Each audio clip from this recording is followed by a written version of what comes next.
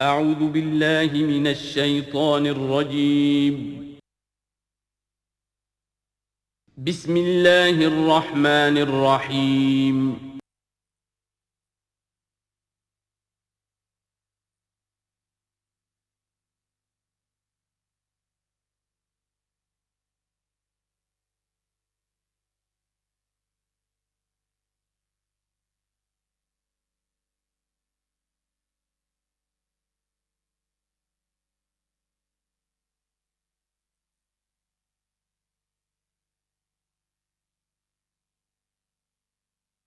اعوذ باللہ من الشیطان الرجیم بسم اللہ الرحمن الرحیم وعدکم اللہ مغانم کثیرۃ تاخذونها، اللہ تعالیٰ نے اے مسلمانوں تم سے وعدہ کیا ہے بہت سی غنیمتوں کا جو تمہیں حاصل ہوں گی۔ فعجل لکم ہذہ، تو یہ تو اللہ نے فوری طور پر تمہیں عطا کر دی ہے، یعنی یہ فتح مبین۔ وکف ایدی الناس عنکم، اور لوگوں کے ہاتھ تمہاری جانب سے روک لیے، یعنی جنگ اگر ہوتی ظاہر بات ہے کہ قریش بھی پھر اگر اس میں اپنی قوت کا مظاہرہ کرتے تو کچھ نہ کچھ نقصان تو مسلمانوں کا بھی ہوتا۔ کف ایدی الناس عنکم، ان کے ہاتھ باندھ لیے اور روک لیے اللہ نے تم سے۔ وَلِتَكُونَ آیَةً لِّلْمُؤْمِنِينَ، اور تاکہ یہ اہل ایمان کے لیے ایک نشانی بن جائے۔ وَيَهْدِيَكُمْ صِرَاطًا مُسْتَقِيمًا، اور اللہ تعالیٰ اب تمہیں سیدھی راہ پر جو ہے گامزن کر دے، یعنی تمہاری جد و جہد کو، اجتماعی جو جد و جہد ہے تمہاری، اسے براہ راست تیر کی طرح سیدھا اب اس کے آخری ہدف اور منزل مقصود تک پہنچا دے۔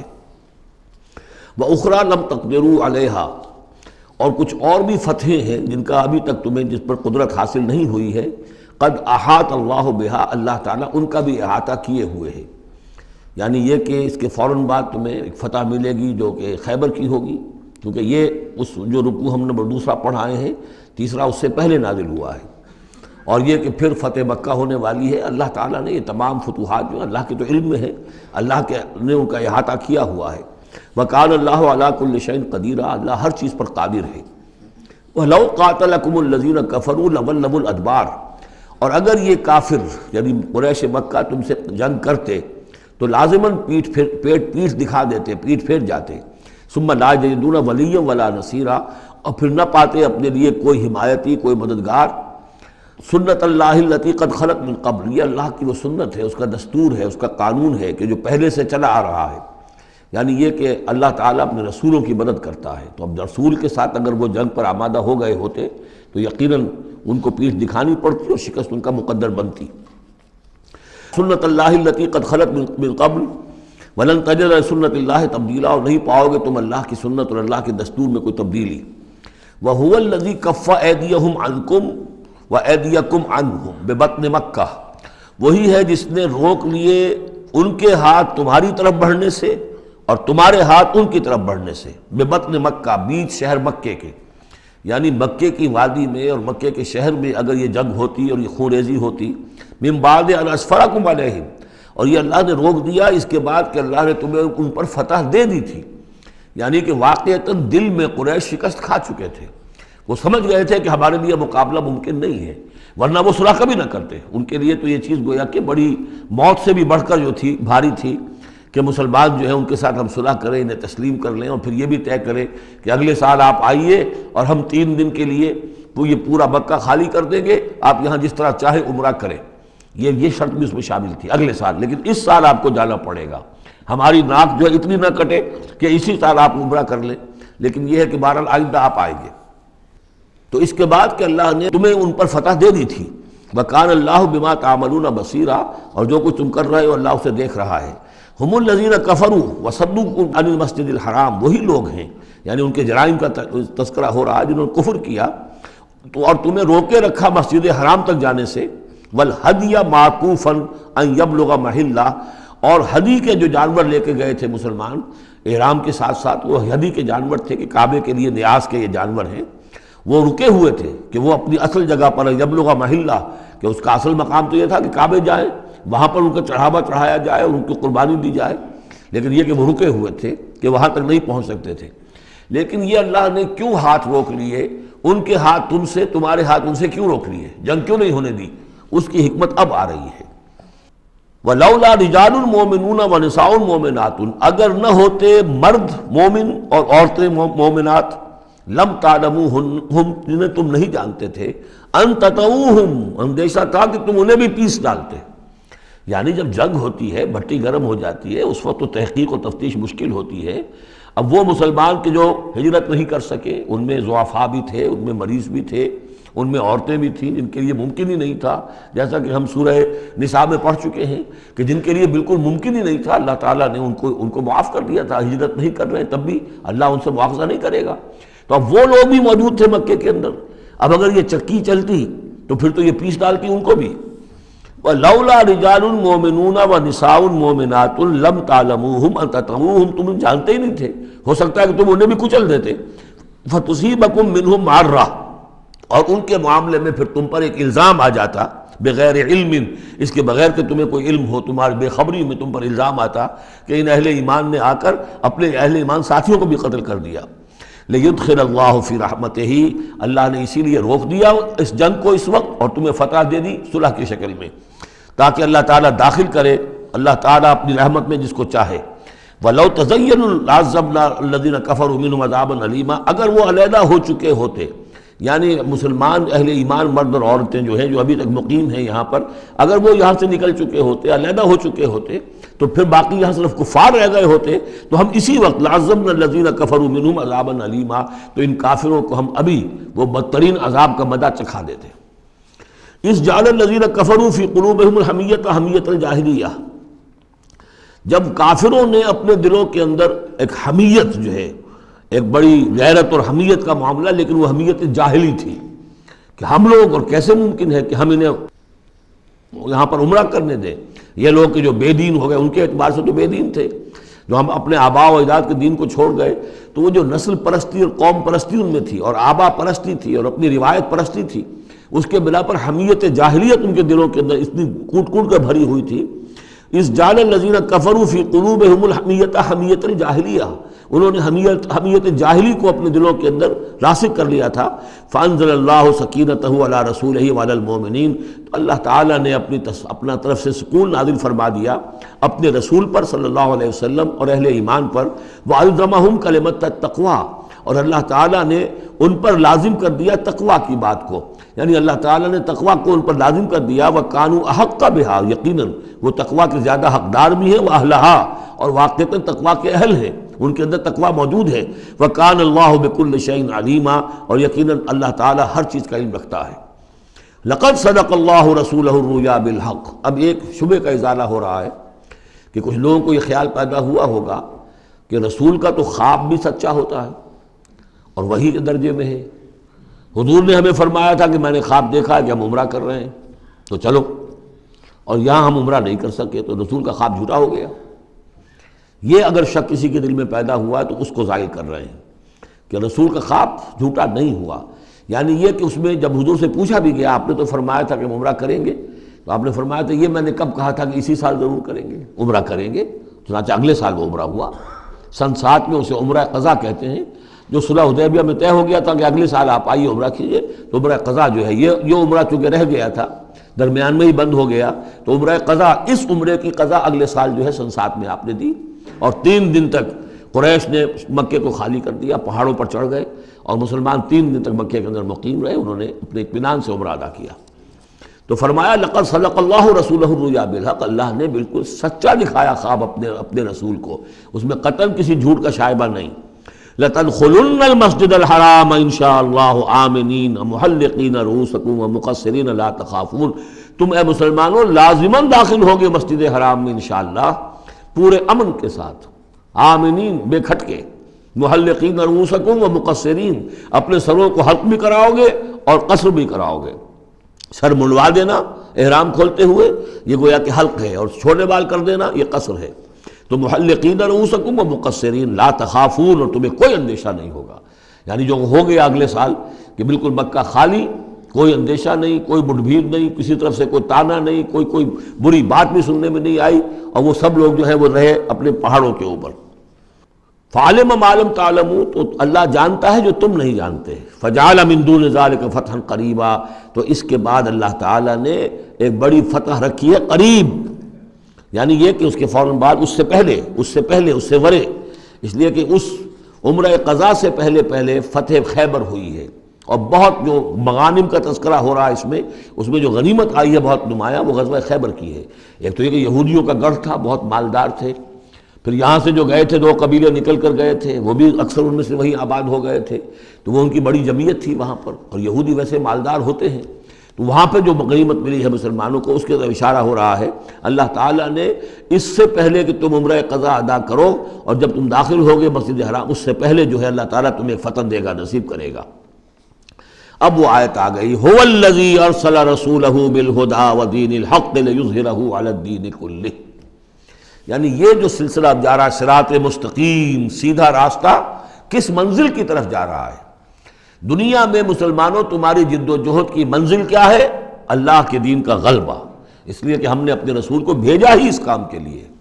یہ سورہ توبہ میں آیت ہم پڑھ چکے ہیں، فرق صرف یہ ہے کہ وہاں پر تھا هو الذی ارسل رسولہ بالہدی ودین الحق لیظہرہ علی الدین کلہ ولو کرہ المشرکون، یہاں آخری حصہ ہے وکفی باللہ شہیدا، لیکن سورہ توبہ والی آیت جو کہ تم پھر سورہ صف میں آ جائے گی، وہ بھی اب زیادہ دور نہیں رہی ہے، وہ بھی ہم جلدی پڑھیں گے۔ تو اللہ نے تو بھیجا ہے اپنے رسول کو صلی اللہ علیہ وسلم الہدا دے کر، یعنی قرآن حکیم جو ہدایت کاملہ ہے، نوع انسان را پیام آخری حامل او رحمت للعالمین، هو الذی ارسل رسولہ بالہدی ودین الحق، اور دین حق دے کر بھیجا ہے۔ یہ دین کی بات کیجئے، اب دیکھیے، الدین ان اقیم الدین، اللہ کے دین کو قائم کرو۔ ام لہم شرکاء شرعوا لہم من الدین ما لم یأذن بہ اللہ، کیا ان کے شریکوں نے بھی کوئی دین دیا ہے انہیں؟ اللہ نے انہیں دین حق دیا ہے، اور دین حق اس لیے دیا ہے کہ اسے غالب کرے کل کے پورے نظام زندگی کے اوپر، پورے نظام زندگی پر۔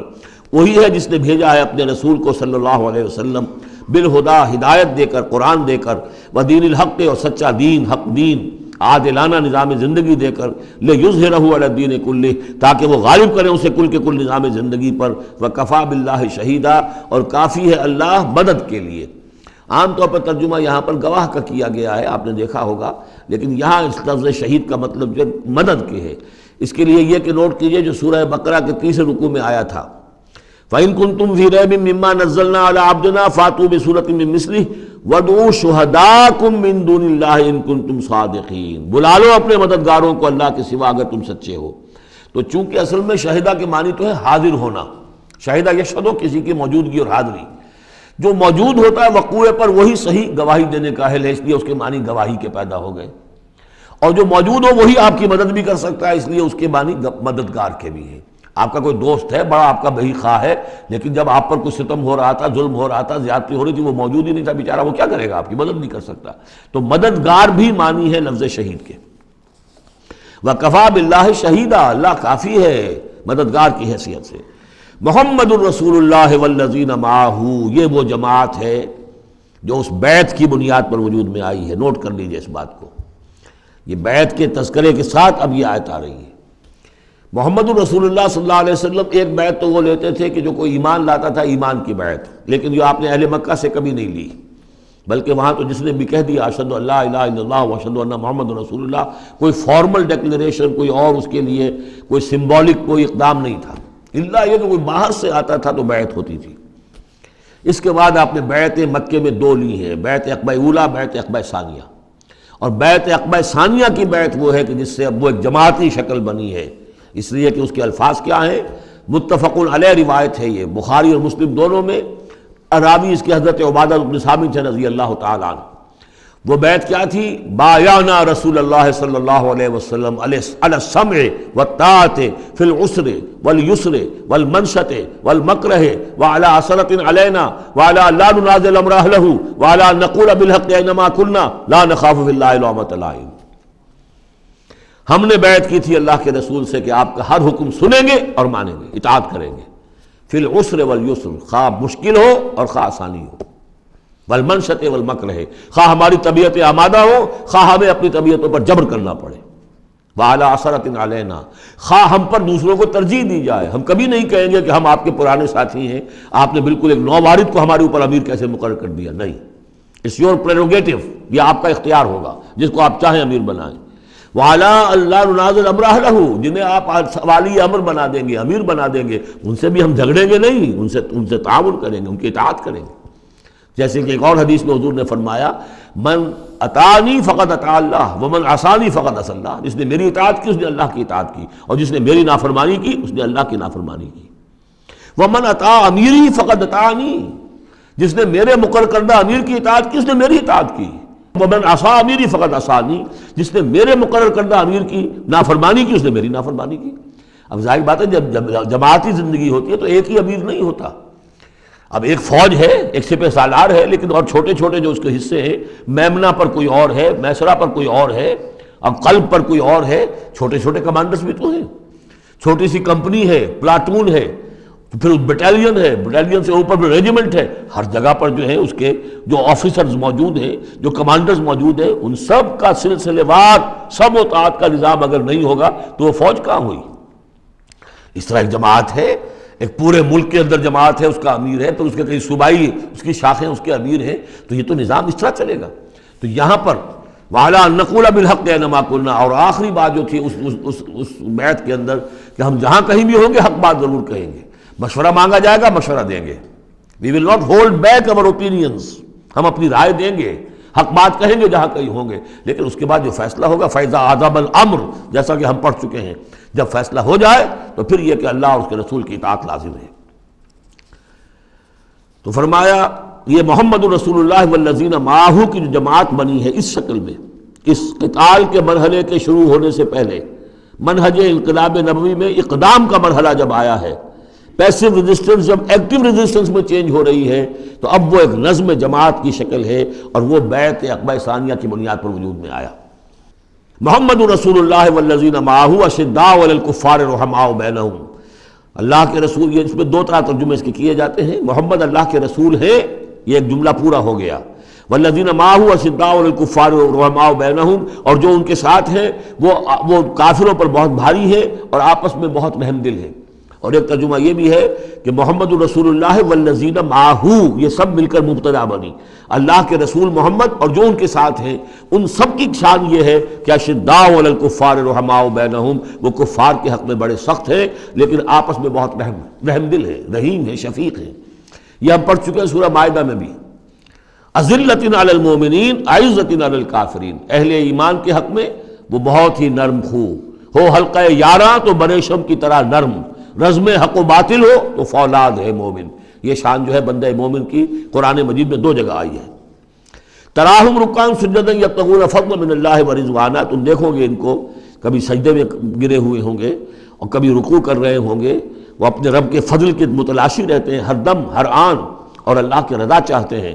سیماہم فی وجوہہم من اثر السجود، اور ان کی جو نشانی ہے وہ ان کے چہروں میں جو اثرات پیدا ہوتے ہیں سجدے سے عام طور پر تو خیال یہ ہوتا ہے کہ یہی جو گھٹا پڑ جاتا ہے یہی سجدے کا نشان ہے، لیکن اس کے علاوہ بھی نمازیوں کے چہرے میں ان کی نماز کی ایک کیفیت ہوتی ہے، نورانیت ہوتی ہے کہ جو ان کے چہروں کے اندر موجود ہوتی ہے۔ ذالک مثلہم فی التوراۃ، یہ ہے ان کی مثال اور تمثیل جو تورات میں آئی تھی، ومثلہم فی الانجیل، اور انجیل میں جو ان کی مثال دی گئی تھی وہ یہ ہے کزرع اخرج شطأہ، جیسے ایک کھیتی وہ اپنا پٹھا نکالتی ہے، فآزرہ، پھر اسے گاڑھا کرتی ہے، فاستغلظ، اور فاستویٰ، اس کو مضبوط کرتی ہے اور پھر اسے گاڑھا کرتی ہے، فاستویٰ علی سوقہ، پھر اپنی نال پر کھڑی ہو جاتی ہے۔ چھوٹی سی کوئی کوپل پھوٹتی ہے، پھر وہ بڑھتی ہے، نرم سی ہے، پھر ذرا اس کا جو تنا بنتا ہے وہ اس کے اوپر پھر کھڑی ہو جاتی ہے سیدھی۔ یہ جس طریقے سے درجہ بدرجہ یہ جو زراعت ہو رہی ہے، یہ کھیتی ہو رہی ہے، اس کا نتیجہ کیا نکلتا ہے؟ یعجب الزراع، جو زراعت کرنے والا ہے، جو کاشتکار ہے اسے بڑی بھلی لگتی ہے، آیا آج دیکھا اپنی کھیتی کو اپج آئی ہے، نکل آئی ہے، اس کے بعد یہ کہ بڑھ رہی ہے، پک رہی ہے، اب کھیتی لہرا رہی ہے، اس کے اوپر سٹے آ گئے ہیں۔ یعجب الزراع لیغیظ بہم الکفار، تاکہ اس سے دل جلے کافروں کا۔ اب یہاں اس سے واضح ہو گیا یہاں زراع کون ہے؟ یہ کھیتی صحابہ کرام کی کھیتی ہے جو پھل رہی ہے، پھول رہی ہے، اور اس کا کاشتکار کون ہے؟ محمد الرسول اللہ صلی اللہ علیہ وسلم۔ تب حضور کے ساتھ آپ کو معلوم ہے کہ جب انتقال ہوا ہے ابو طالب کا تو بمشکل 125 آدمی تھے، 150 آدمی تھے۔ آپ کی ایسی پوزیشن بھی نہیں تھی کہ اپنے بل پر مکے میں رہ سکتے، اسی لیے طائف گئے تھے۔ کوئی آلٹرنیٹ بیس مل جائے، میں وہاں منتقل کر دوں اپنی اس دعوت کا اور اپنی اس تحریک کا مرکز۔ لیکن یہ کہ وہاں سے خالی ہاتھ آنا پڑا تھا۔ ایک وہ دور تھا کہ جس میں پھر ایک مشرک کی امان لے کر مکے میں داخل ہو سکے، مطعم بن عدی کی۔ آج ایک دور یہ ہے کہ 1400 یا 1800 آدمی جو ہیں وہ بیعت موت کی ہے انہوں نے، اور ان کو اس پر جو ہے ملال ہے کہ دم کر صلح کیوں کی ہے۔ ان کی جو حمیت ایمانی ہے اور غیرت ایمانی ہے وہ ملال اس پر ہے، وہ جان بچنے کی کوئی خوشی نہیں ہے انہیں۔ وہ تو کہہ کہ ہم نے دم کر کیوں صلح کریں، ہم اپنی جانیں دینے کے لیے تیار ہیں۔ کھیتی جو ہے اپج رہی ہے، تو فرمایا کزرع اخرج شطأہ فآزرہ فاستغلظ فاستوى على سوقه يعجب الزراع ليغيظ بهم الكفار وعد الله الذين آمنوا وعملوا الصالحات منهم مغفرة واجرا عظیما۔ اللہ نے وعدہ کیا ہے ان لوگوں سے جو ایمان لائے اور نیک عمل کیے، ان میں سے جو واقعتاً جنہوں نے ایمان اور عمل صالح کا حق ادا کر دیا کہ ان کے لیے مغفرت بھی، اجر عظیم بھی ہے۔ یہاں جو مولانا عثمانی صاحب نے حاشیہ لکھا مجھے بہت پسند آیا کہ اگرچہ حضور کے سارے ساتھی جو ہیں وہ سب کے سب وہی تھے کہ جو ایمان اور عمل صالح کا حق ادا کر چکے تھے، پھر بھی منہم کی ایک قید لگا کر گویا کہ ان کو یہ بات بتا دی گئی ہے کہ اصل معاملہ ہے کہ موت تک انسان قائم رہے اس پر، مبادا بعد میں کہیں کسی کے اندر کوئی تزلزل پیدا ہو جائے، ورنہ یہ کہ اگر کسی کو اس طرح کا یقین دلا دیا جائے تو اس سے تو یہ کہ پھر اطمینان پیدا ہو جائے گا۔ ہونا یہ چاہیے کہ آخری وقت تک ڈرتا رہے آدمی، بین الخوف والرجاء کی کیفیت رہے کہ کہیں ایسا نہ ہو کہ میں پھر کہیں آج جس مقام پر اللہ نے مجھے پہنچا دیا ہے کہیں پاؤں پھسل جائے۔ مغفرت و اجر عظیم کا اللہ نے وعدہ فرمایا۔ اب یہ سورہ مبارکہ آ گئی سورۃ الحجرات۔ میں ابتدا میں عرض کر چکا ہوں کہ اس کی حیثیت ایک ضمیمہ کی ہے، جوڑا ہے سورہ فتح اور سورہ محمد، اور وہ بالکل اپنے اس کے ترتیب کے اعتبار سے بالکل صحیح جوڑا ہے۔ یہ در حقیقت سمجھیے کہ سورہ فتح کی چند آیات کی مزید وضاحت ہے۔ مثلا سورہ فتح میں ہم نے یہ پڑھا تھا وَلِتُعَزِّرُوهُ وَتُوَقِّرُوهُ، اللہ کے رسول کی تعظیم، توقیر، ان کی مدد، ان کی نصرت، یہ تمہارے لیے لازم ہے۔ پھر ہم نے ابھی پڑھا اہل ایمان کے لیے تمہیں رحم دل ہونا چاہیے، اہل ایمان کے لیے تمہارا طرز عمل جو ہے وہ بہت ہمدردانہ، نیک، بھلائی کا، خیر خواہانہ ہونا چاہیے۔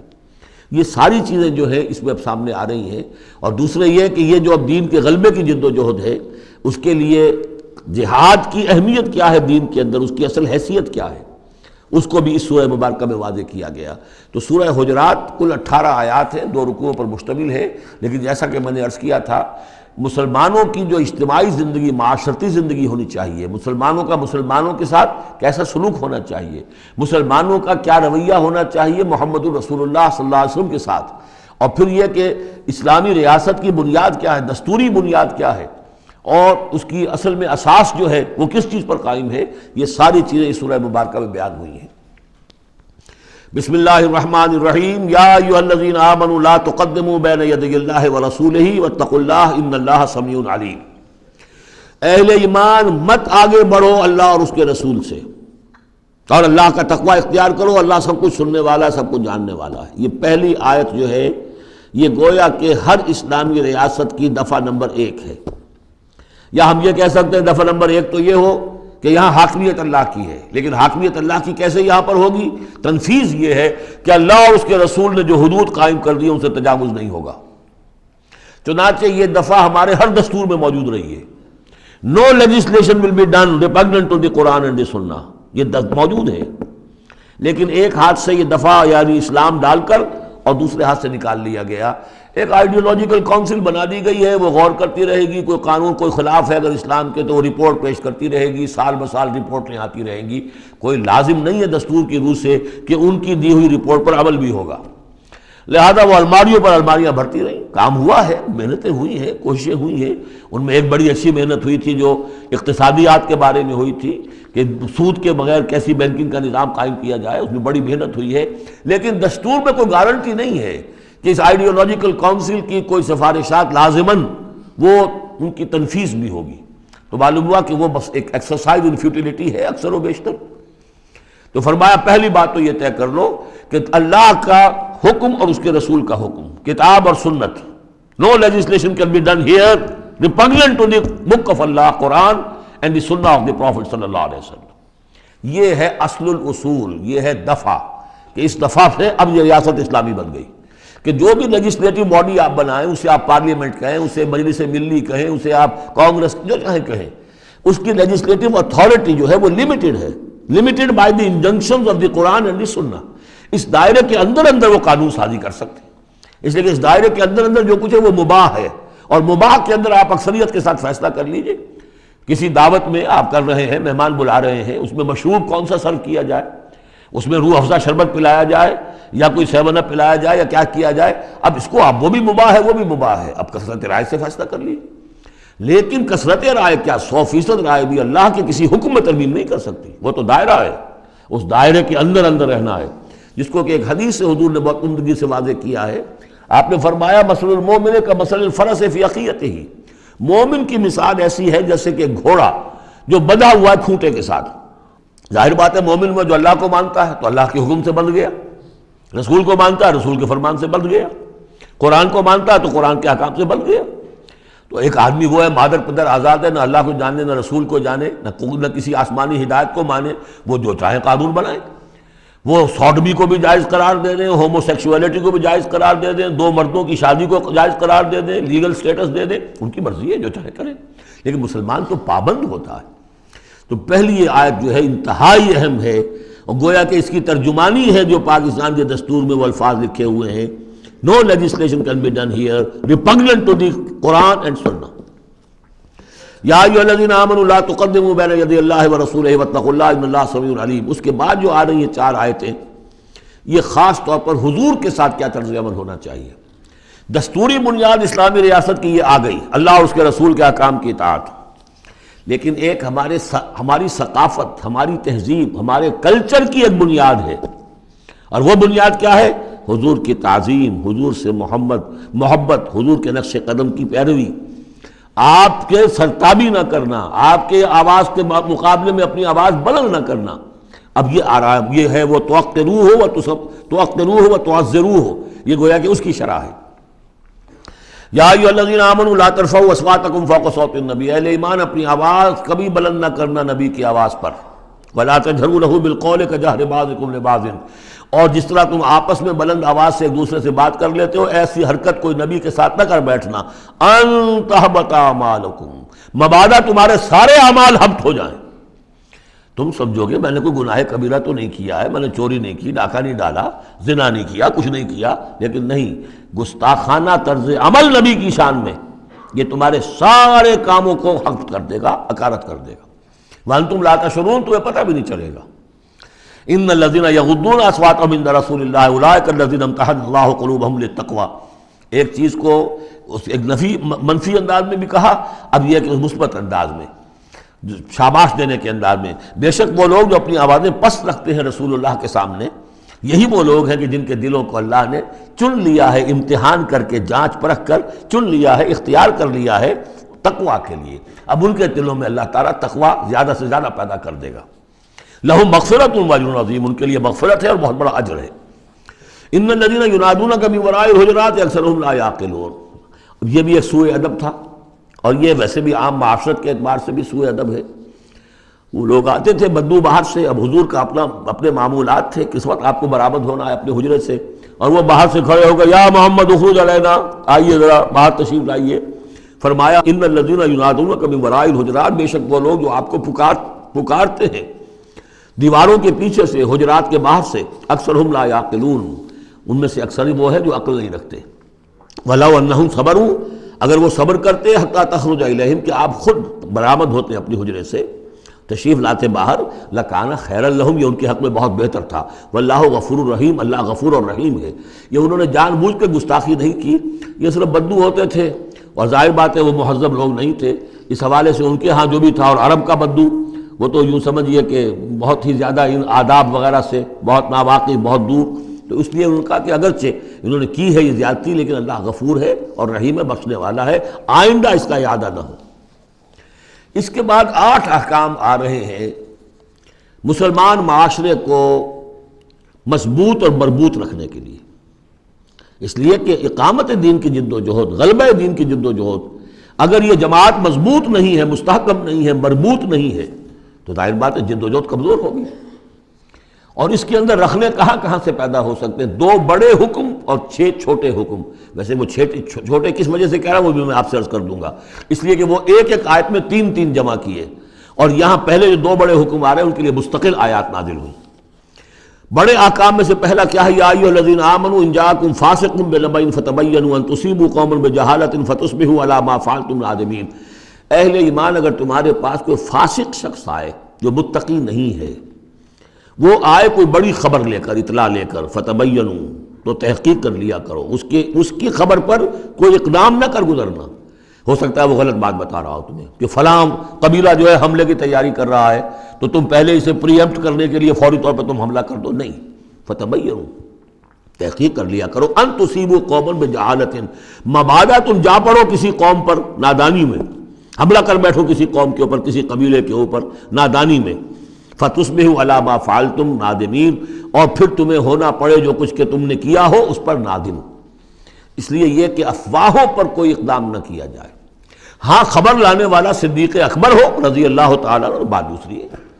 لیکن یہ کہ جو شخص جو ہے قابل اعتماد نہیں ہے، اس کا کردار، اس کی زندگی جو ہے اس طرح کی نہیں ہے، تو اس کے بارے میں اس کی رائے ہوئی کسی خبر پر فوراً کوئی اقدام درست نہیں ہوگا. اس کی پوری طرح تحقیق کرو، تفتیش کرو. اور ایسا ہی ہوتا ہے اکثر و بیشتر کہ یہ جو افواہوں کے اوپر اقدام کر دیے جاتے ہیں، ان سے بڑے بڑے جھگڑے شروع ہو جاتے ہیں، بڑی بڑی جنگیں شروع ہو جاتی ہیں. وَاعْلَمُوا أَنَّ فِيكُمْ رَسُولَ اللَّهِ، اور دیکھو تمہارے مابین اللہ کے رسول ہیں. یہ اس کی کیا مراد ہے؟ یعنی محمد صلی اللہ علیہ وسلم اللہ کے رسول ہیں، لیکن یہ تم میں سے بعض خواتین کے شوہر بھی ہیں، بعض اشخاص کے داماد بھی ہیں، بعض کے خسر بھی ہیں. یہ رشتے ہیں کہ نہیں؟ بعض کے بھتیجے بھی ہیں. تو اگرچہ ان کے رشتے ہیں، لیکن ازواج کو بھی سمجھنا چاہیے کہ یہ صرف میرے شوہر نہیں، یہ اللہ کے رسول ہیں. بڑا فرق ہوگا اگر صرف شوہر سمجھ کر کوئی معاملہ کیا، اور لیکن یہ کہ یہ حیثیت نگاہ میں نہ رہے کہ اللہ کے رسول ہے. اگر حضرت ابو بکر اور حضرت عمر سمجھے ہمارا داماد ہے، داماد تو بیٹے کے برابر ہوتا ہے نا، نہیں، اللہ کا رسول. ان کی جو حیثیت تمہارے سامنے مقدم رہنی چاہیے وہ یہ کہ اللہ کے رسول ہے. وَاعْلَمُوا أَنَّ فِيكُمْ رَسُولَ اللَّهِ، یہ اللہ کے رسول ہیں اگرچہ محمد ابن عبداللہ، کوئی شک نہیں، لیکن اللہ کے رسول ہیں. لَوْ يُطِيعُكُمْ فِي كَثِيرٍ مِّنَ الْأَمْرِ، اگر وہ تمہارا کہنا مانا کرے اکثر معاملات میں، لَعَنِتُّمْ، تو تم مشکل میں پڑ جاؤ گے. تمہارا رویہ یہ ہونا چاہیے کہ یہ دیکھو وہ کیا چاہتے ہیں، ان کی منشا دیکھو. وَلَكِنَّ اللَّهَ حَبَّبَ إِلَيْكُمُ الْإِيمَانَ، لیکن اے محمد کے ساتھیوں، اے صحابہ رسول، اللہ نے تو تمہارے نزدیک ایمان کو بہت محبوب بنا دیا ہے. وَزَيَّنَهُ فِي قُلُوبِكُمْ، اسے تمہارے قلوب کے اندر کھبا دیا ہے. وَكَرَّهَ إِلَيْكُمُ الْكُفْرَ وَالْفُسُوقَ وَالْعِصْيَانَ، اور بہت ہی تمہارے نزدیک ناپسندیدہ بنا دیا ہے کفر کو بھی اور فسق کو بھی اور نافرمانی کو بھی. یہ صحابہ کرام کی شان میں بہت بڑی آیت ہے جو نازل ہوئی ہے قرآن میں. وَلَكِنَّ اللَّهَ حَبَّبَ إِلَيْكُمُ الْإِيمَانَ وَزَيَّنَهُ فِي قُلُوبِكُمْ وَكَرَّهَ إِلَيْكُمُ الْكُفْرَ وَالْفُسُوقَ وَالْعِصْيَانَ أُولَٰئِكَ هُمُ الرَّاشِدُونَ، یقیناً یہی لوگ ہیں جو صحیح راستے پر ہیں اور جو سعادت مند ہیں اور جو آخری کامیابی کو حاصل کریں گے. فضلا من اللہ ونعما، اور یہ فضل ہے اللہ کی طرف سے، انعام ہے اس کا، احسان ہے. واللہ علیم الحکیم، اللہ سب کچھ سننے والا، اللہ ہر چیز کا علم رکھنے والا اور کمال حکمت والا ہے. اب دوسرا حکم آ رہا ہے، وَإِن طَائِفَتَانِ مِنَ الْمُؤْمِنِينَ اقْتَتَلُوا. آخر اہل ایمان بھی انسان ہیں، جھگڑا ہو سکتا ہے، اختلاف ہوگا، اختلاف سخت ہو جائے جھگڑا ہو جائے گا، جھگڑا سخت ہو جائے قتال بھی ہو جائے گا. آخر حضرت علی اور حضرت عائشہ کے مابین جنگ ہوئی کہ نہیں؟ حضرت علی اور امیر معاویہ کے درمیان جنگ ہوئی کہ نہیں؟ یہ کون ہے؟ کس کو ہم کہہ دیں گے کافر؟ معاذ اللہ ثم معاذ اللہ. تو فرمایا وَإِن طَائِفَتَانِ مِنَ الْمُؤْمِنِينَ اقْتَتَلُوا، اگر اہل ایمان میں سے 2 گروہ لڑ پڑیں، فَأَصْلِحُوا بَيْنَهُمَا، تو اب عام معاشرے کو یہ سمجھنا چاہیے، سب لوگوں کو، کہ وہ یہ نہ سمجھے کہ ہم سے کیا ہے، آپس میں نبٹ لیں. نہیں، ان کے درمیان صلح کراؤ، تمہارا فرض ہے، یہ اجتماعی فریضہ ہے، صلح کراؤ. فَأَصْلِحُوا بَيْنَهُمَا. انڈیفرنس ہمیں کیا تعلق؟ غلط. اس لیے کہ یہ جو رکھنا پڑ رہا ہے، یہ اسلامی معاشرے کا رکھنا مسلمانوں کی مجموعی قوت کو کمزور کرنے کا سبب بنے گا، اور مسلمانوں کی قوت کمزور ہوتی ہے تو اللہ کے دین کے غلبے کی جد و جہد کمزور پڑ رہی ہے. لہذا فرض سمجھو، اصلحوا بینہما، ان کے درمیان صلح کراؤ. فَإِن بَغَتْ إِحْدَاهُمَا عَلَى الْأُخْرَىٰ، پھر اگر ان میں سے ایک دوسرے پر زیادتی کرے، صلح کی پابندی نہیں کر رہا، صلح کرا دی گئی پھر بھی وہ زیادتی کر رہا، فقاتلوا التی تبغی، اب جنگ کرو اس سے جو زیادتی کرنے والا ہے۔ اب یہ دو فریقوں کے درمیان نہیں رہا معاملہ، اب ایک فریق گویا کہ پوری مسلم جماعت کو، پورے مسلم معاشرے کو، پوری ملت اسلامی کو جو وہ للکار رہا، چیلنج کر رہا ہے، تو اب ان سے جنگ کرو حتی تفیء الی امر اللہ، یہاں تک کہ وہ لوٹ آئے اللہ کے حکم کی طرف۔ صلح کی جو بھی شرائط تھی ان کو دوبارہ قبول کر لے۔ فإن فات، پھر اگر وہ لوٹ آئے، فاصلحوا بینہما، پھر ان کے مابین دوبارہ صلح کرا دو، بالعدل، انصاف کے ساتھ، واقسطوا، اور دیکھنا انصاف کا دامن ہاتھ سے نہ چھوڑنا، انصاف کرو، اس لیے کہ اب ہو سکتا ہے کہ اس دوسرے فریق پر تم کو زیادتی کر بیٹھو، اس لیے کہ اب اس سے تم بھی لڑے ہو، لڑ کر تم نے اسے مجبور کیا ہے کہ وہ صلح کی پابندی کرے، تو اب بھی اس پر کوئی زیادتی نہ ہو جائے۔ واقسطوا ان اللہ یحب المقسطین، اللہ تعالیٰ انصاف کرنے والوں کو محبوب رکھتا ہے۔ یہ تو دو بڑے بڑے حکم ہو گئے۔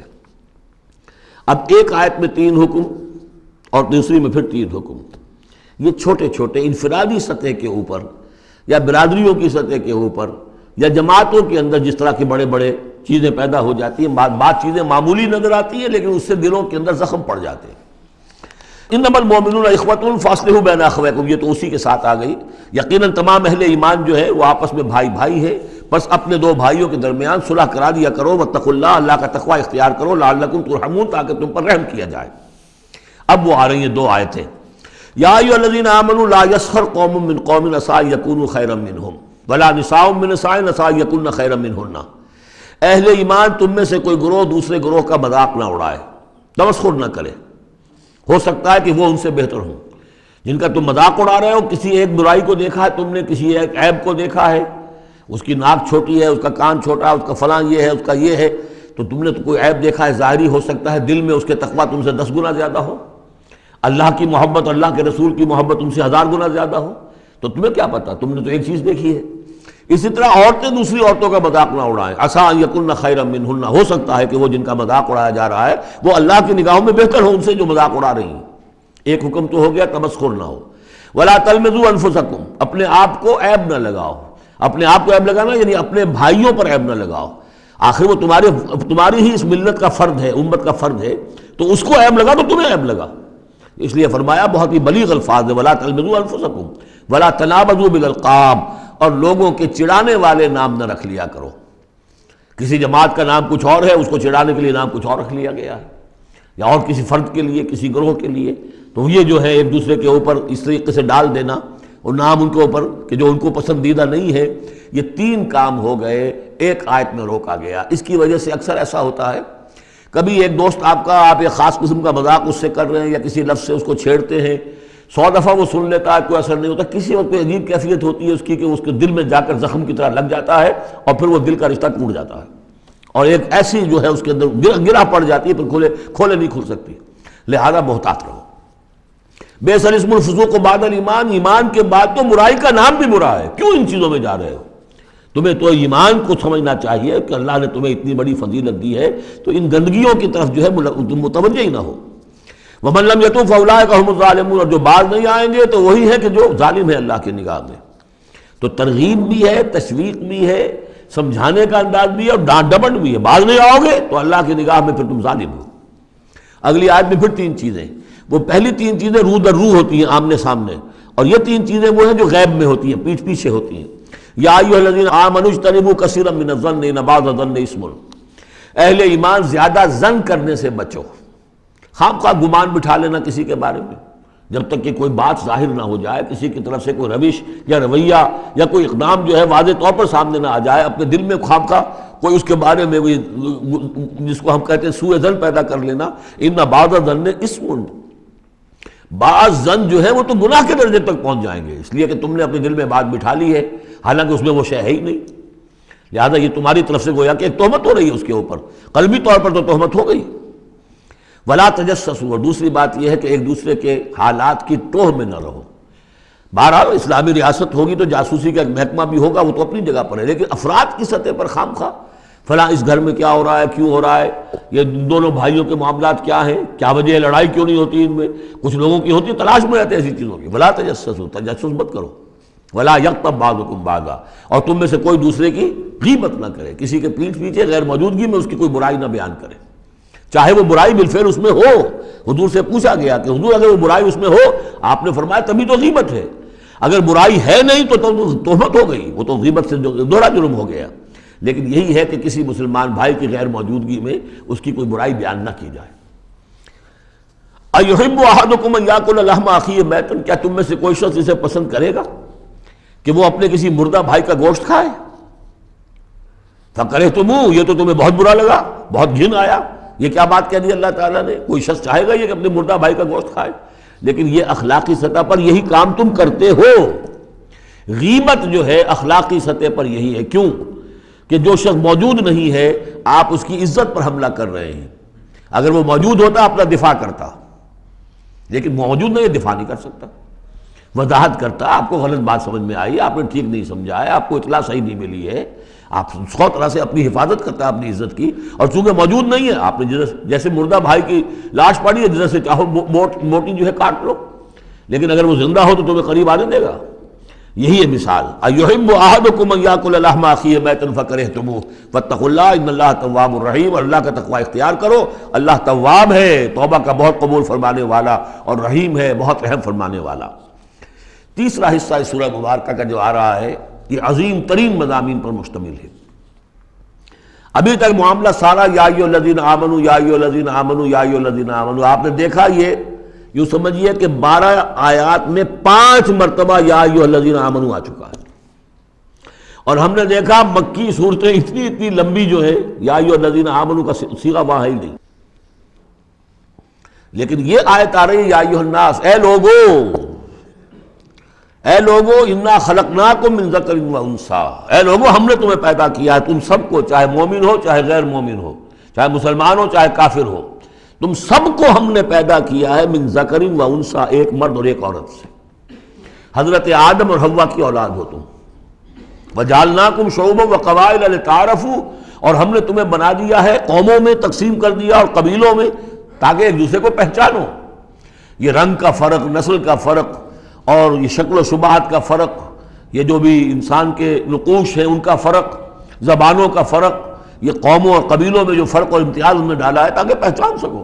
سارے انسان ایک ہی رنگ کے، ایک ہی شکل و صورت کے، ایک ہی معلوم ہوتا کہ سانچہ ہے فیکٹری کا، اسی میں سے سب بنے چلے آ رہے ہیں، ایک ہی زبان بولتے تو پہچانتے کیسے ایک دوسرے کو؟ یہ سارا ہے صرف پہچان کے لیے. یہ نہیں ہے کہ فلاں نسل اعلیٰ ہے، فلاں گھٹیا ہے، فلاں اونچی ہے، فلاں نیچی ہے. جیسا کہ آپ نے خطبہ دیا تھا جو آخری خطبہ ہے حجۃ الوداع کا، لا فضل لعربی علی عجمی ولا لعجمی علی عربی ولا لاحمر علی اسود ولا لاسود علی احمر الا بالتقوی.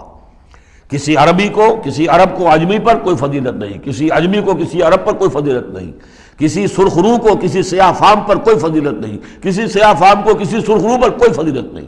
ہاں فضیلت ہے تو تقوی کی بنیاد پر ہے. ایچ جی ویلز نے اپنی history of a concise history of the world میں یہ پیسج کوٹ کر کے لکھا کہ اگرچہ اس سے پہلے بھی تاریخ انسانی میں human fraternity, equality and freedom, انسانی حریت و اخوت و مساوات کے واس تو بہت کہے گئے، لیکن یہ ہے کہ تاریخ انسانی میں یہ ماننا پڑتا ہے کہ پہلی مرتبہ ان اصولوں پر بالفعل ایک معاشرہ قائم کیا محمد نے صلی اللہ علیہ وسلم. حالانکہ دشمن ہے، اس نے حضور کی سیرت پر حملے کیے ہیں بالکل وہی اسی طرح کے جیسے رشدی نے کیے ہیں. رشدی نے ذرا انداز اور زیادہ گھناؤنا استعمال کیا ہے، چونکہ وہ تو فکشن اس نے ایک طور سے بنائی ہے، لیکن اس نے وہ تاریخ لکھ رہا تھا تو اس طرح کا انداز تو نہیں ہے، لیکن باتیں وہی کہی ہیں.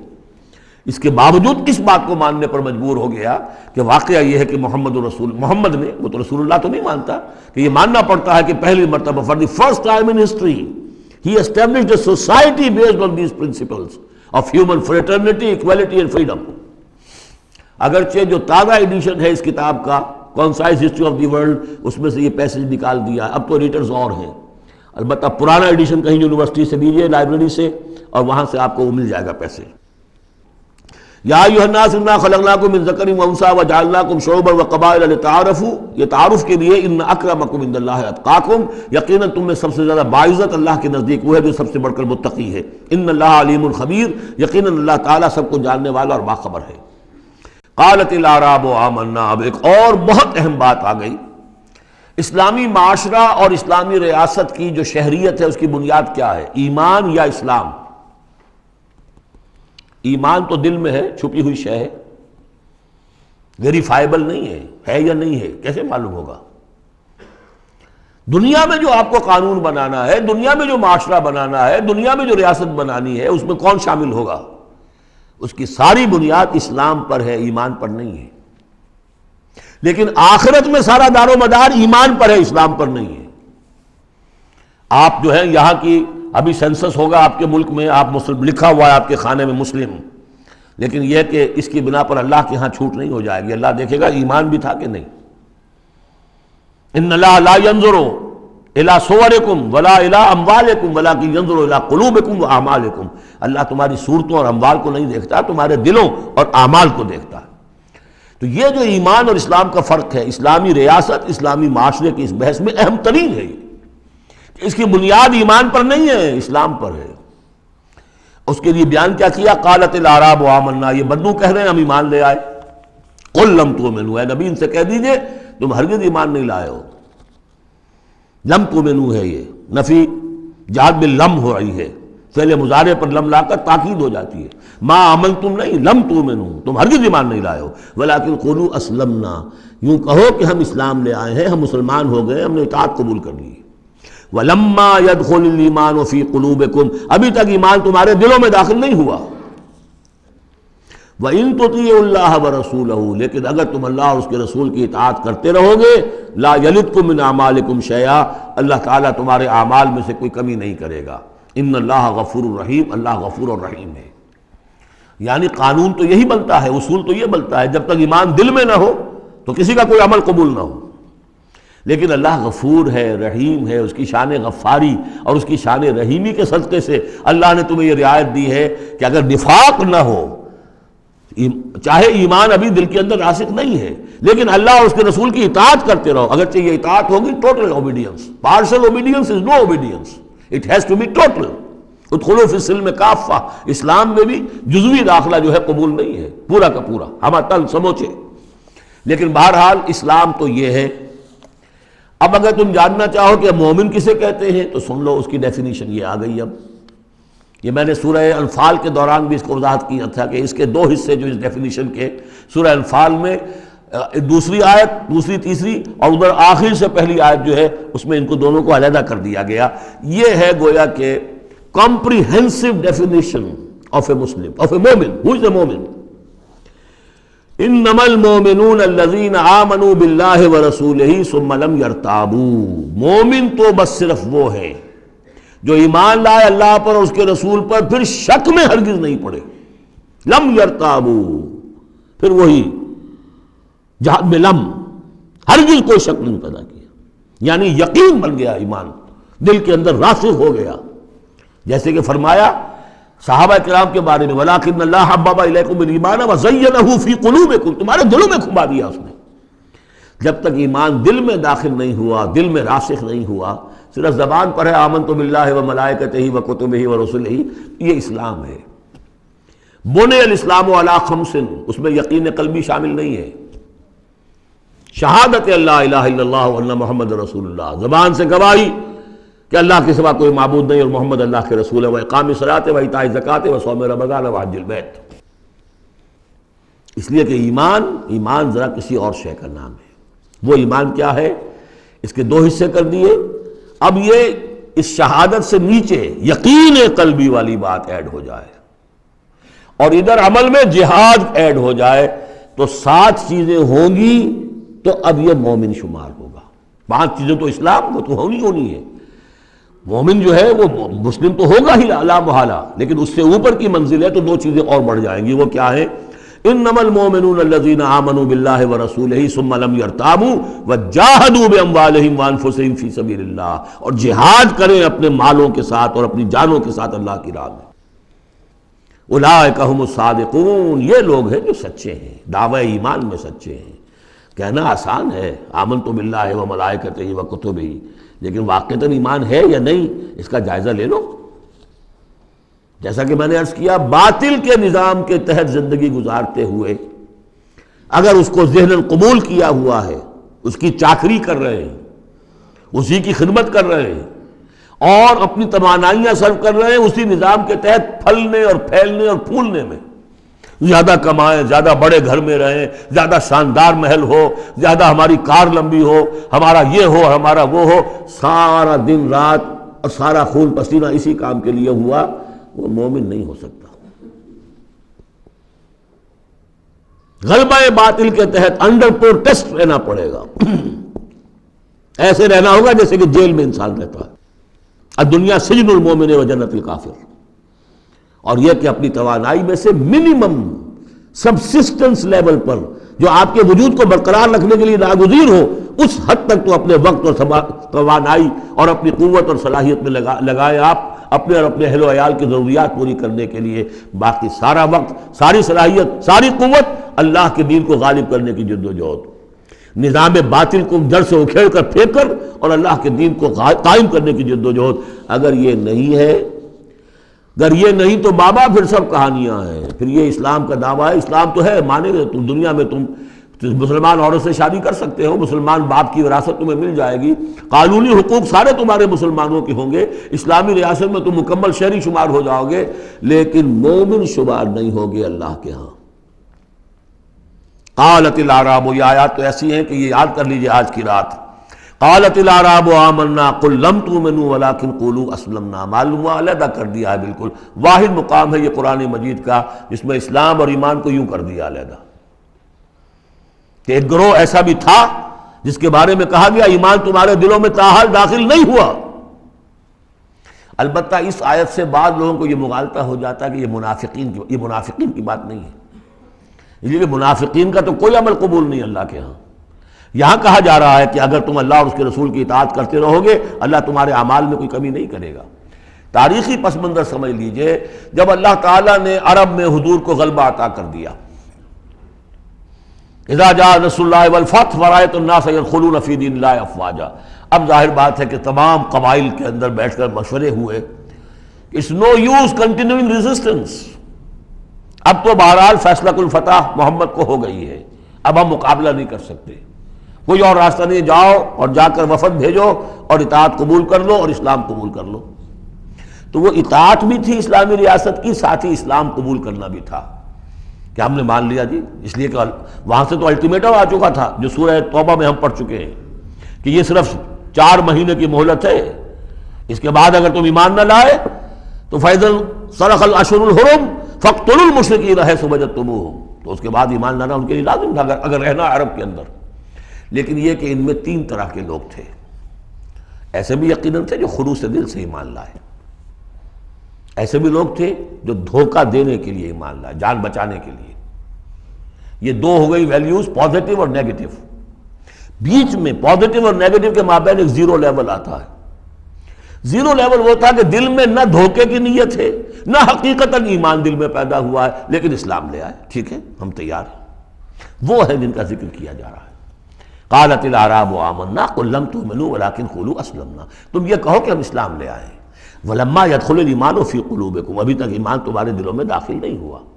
وَإِن تُطِيعُوا اللَّهَ وَرَسُولَهُ لَا يَلِدْكُم مِّنْ أَعْمَالِكُم شَيْئًا، اگر اللہ اور اس کے رسول کی اطاعت کرتے رہو گے اللہ تمہارے عمل میں سے کچھ بھی گھٹائے گا نہیں، کم نہیں کرے گا، بلکہ آگے چل کر یہ بات واضح ہو جائے گی کہ اگر اللہ اور اس کے رسول کی اطاعت کرتے رہو گے تو ایمان بھی تمہارے دلوں میں پیدا ہو جائے گا، اس لیے کہ ایمان سے عمل صالح پیدا ہوتا ہے اور عمل صالح سے بھی ایمان پیدا ہوتا ہے۔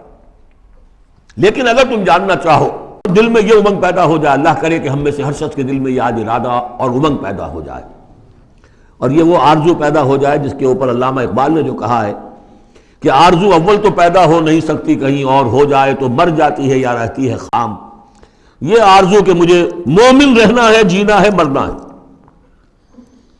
یہ آرزو اول تو پیدا مشکل سے ہوتی ہے، اور ہو جائے تو معاشرہ اس کو غذا نہیں دیتا، ہر 4 طرف سے اس کے خلاف آپ پر دباؤ پڑنا شروع، دماغ خراب ہو گیا، پاگل ہو گیا، فینیٹک ہے، یہ اپنا کیریئر چھوڑ رہا ہے، یہ اپنا کاروبار برباد کر رہا ہے، وہ فلاں یہ کر رہا ہے۔ تو ماحول جو ہے، ماحول میں آکسیجن نہ ہو تو پودا کیسے پروان چڑھے گا؟ تو اس لیے بہت مشکل کام ہے، الا یہ کہ خلوص نیت اور عزم مصمم ہو تو اللہ تعالیٰ کی طرف سے خصوصی توفیق اور تحصیل ہوتی ہے۔ تو آج آپ اس کو سامنے رکھ کر دل میں یہ آرزو لے کر اٹھیے کہ یہ ایمان اس ڈیفینیشن پر ہمیں پورے اترنا ہے، وہ ڈیفینیشن کیا ہے؟ انما المؤمنون الذین آمنوا باللہ ورسولہ ثم لم یرتابوا وجاہدوا باموالہم وانفسہم فی سبیل اللہ اولئک هم الصادقون۔ اس آیت کے شروع اور آخر دونوں میں اسلوب حصر ہے۔ مومن صرف وہ ہیں جو ایمان لائے اللہ پر، اس کے رسول پر، پھر شک میں ہرگز نہیں پڑے، ان کے دل میں اس ایمان نے یقین کی شکل اختیار کر لی، اور پھر انہوں نے جہاد کیا اللہ کی راہ میں، کھپائے اس میں اپنے مال بھی اپنی جانیں بھی۔ یہی لوگ حقیقت میں سچے ہیں اپنے دعوی ایمان میں۔ اللہم ربنا اجعلنا منہم، اللہم ربنا اجعلنا منہم، یہی صادقون ہیں جن کے بارے میں سورہ توبہ میں ہم آیت پڑھ کر آئے ہیں، کونوا مع الصادقین، صادقین کے ساتھ ہو جاؤ۔ تلاش کرو کوئی صادقین ہے دنیا میں اس وقت کے نہیں، اور حضور نے یہ خبر دی ہے، لا تزال فی امتی طائفۃ قائمین علی الحق، میری امت میں ہمیشہ ایک گروہ ضرور موجود رہے گا جو حق پر قائم ہوگا۔ تلاش کرو اسے، اور تلاش کر کے کونوا مع الصادقین، ان میں شامل ہو، ان کے ساتھ شامل ہو جاؤ، ان کے دست و بازو بنو۔ ظاہر بات ہے جمعیت کے بغیر، جماعت کے بغیر وہ اقامت دین کیسے ہوگی؟ وہ اظہار و دین الحق علی الدین کلہ ہی کیسے ہوگا؟ محمد رسول اللہ والذین معہ وہ حزب اللہ بن گئے تھے، تبھی تو دین قائم ہوا نا۔ اب وہ ساری کیفیات جو سورہ حجرات میں آئیں، قل اتعلمون اللہ بدینکم، اب یہ نوٹ کر لیجئے، جن لوگوں کے دلوں میں وہ ایمان نہیں تھا، وہ اسلام لانے پر حضور پر اپنے احسان جتایا کرے، حضور دیکھیے ہم تو لڑے بھڑے بغیر اسلام لے آئے، تو ہمارا تو حق زیادہ ہونا چاہیے۔ وہ ہماری ہریانہ کی زبان میں یہ کہاوت ہے، تھوتھا چنا باجے گھنا، وہ چنا جو اندر سے کھوکھلا ہو چکا ہو اس کی آواز زیادہ ہوتی ہے، برتن خالی ہوگا تو آواز کھنکھنانے کی آتی ہے، برتن کے اندر پانی پڑا ہوا ہو تو پھر اس طرح کی آواز نہیں آتی۔ تو ایمان سے خالی تھے، اس لیے وہ اپنی ایمان کے دعوے ذرا زیادہ کرتے تھے۔ قل اتعلمون اللہ بدینکم، تم اپنے دین کا جو اس طرح سے بڑھ چڑھ کر باتیں کرتے ہو تو اللہ کا بتانا چاہتے ہو، جتلانا چاہتے ہو اپنا دین، واللہ یعلم ما فی السماوات وما فی الارض۔ اگر تمہیں ایمان حاصل ہوتا تو تم یہ جانتے کہ اللہ تو جانتا ہے جو کچھ کے آسمانوں میں اور زمین میں ہے۔ ایک بندہ مومن کے لیے تو یہ کہنے کی ضرورت ہی نہیں، واللہ بکل شیء علیم، اللہ تو ہر چیز کا علم رکھتا ہے۔ یمنون علیک ان اسلموا، اے نبی یہ آپ پر احسان دھر رہے ہیں کہ ہم اسلام لے آئے۔ قل لا تمنوا علی اسلامکم، اے نبی سے کہہ دیجئے مجھ پر اپنے اسلام کا کوئی احسان مت دھرو، بل اللہ یمن علیکم، بلکہ اللہ تم پر احسان دھرتا ہے، ان ہداکم للایمان ان کنتم صادقین، کہ اس نے تمہیں ایمان کے راستے پر ڈال دیا ہے اگر تم سچے ہو۔ جب اسلام پر آ گئے ہو تو ایمان کے راستے پر چڑھ گئے ہو، اگر سچے ہو گے تو اب ایمان تمہارے اندر پیدا ہو جائے گا۔ اطاعت رسول کرتے رہو گے، اطاعت اللہ الہی کرتے رہو گے، نمازیں پڑھو گے، روزے رکھو گے، زکوٰۃ دو گے خوش دلی کے ساتھ، تو ان اعمال کی بدولت ان کی نورانیت تمہارے قلوب کے اندر اترے گی اور اس سے تمہارے اندر ایمان پیدا ہو جائے گا۔ دیکھیے یہاں لفظ اسلام آیا تھا، پھر یمنون علیک ان اسلموا، یہ آپ پر احسان دھر رہے ہیں کہ وہ اسلام لے آئے۔ قل لا تمنوا علی اسلامکم، اے نبی کہہ دیجیے مجھ پر اپنے اسلام کا احسان مت دھرو، بل اللہ یمن علیکم، بلکہ یہ تو اللہ تم پر احسان دھر رہا ہے، ان ہداکم للایمان، کہ یہ جو تمہیں اسلام لانے کی توفیق دے دی اس نے، تو اس نے گویا کہ ایمان کی سڑک پر ڈال دیا، تمہیں اس راستے پر ڈال دیا ہے کہ جو ایمان تک لے جائے گی، ان کنتم صادقین، اگر تم اپنے اسلام میں صادق ہو۔ ہاں اسلام منافقانہ لائے ہو تو بات اور ہے، دل میں عداوت ہے، دشمنی ہے صرف جان بچانے کے لیے، اگر نیت یہی ہے تو پھر تو ظاہر بات ہے کہ نہ اسلام ہے اور نہ ایمان ہے، اگرچہ قانون اور پھر بھی مسلمان مانے جائیں گے۔ منافقین بھی آخری وقت تک مسلمان مانے گئے، منافقین جو ہے یہاں تک کہ رئیس المنافقین عبداللہ ابن ابی کی نماز جنازہ حضور نے پڑھائی ہے۔ یہ تو غزوہ تبوک کے بعد ہوا، پھر کہ منافقین کو ننگا بھی کیا گیا، اور مسجد جو انہوں نے بنائی تھی مسجد ضرار وہ گرا بھی دی گئی، وہ سب کچھ ہوا بعد میں ہوا، پہلے نہیں۔ غزوہ تبوک تک کا معاملہ یہ تھا کہ پردہ پڑا ہوا تھا۔ بل اللہ یمن علیکم ان ہداکم للایمان ان کنتم صادقین ان اللہ یعلم غیب السماوات والارض، یقیناً اللہ تعالیٰ جانتا ہے آسمانوں اور زمین کی تمام چھپی ہوئی چیزیں، غائب اور غیب اللہ کے علم میں ہے، واللہ بصیر بما تعملون، اور جو کچھ تم کر رہے ہو اللہ اسے دیکھ رہا ہے۔ بارک اللہ لی ولکم فی القرآن العظیم ونفعنی وإیاکم بالآیات والذکر الحکیم۔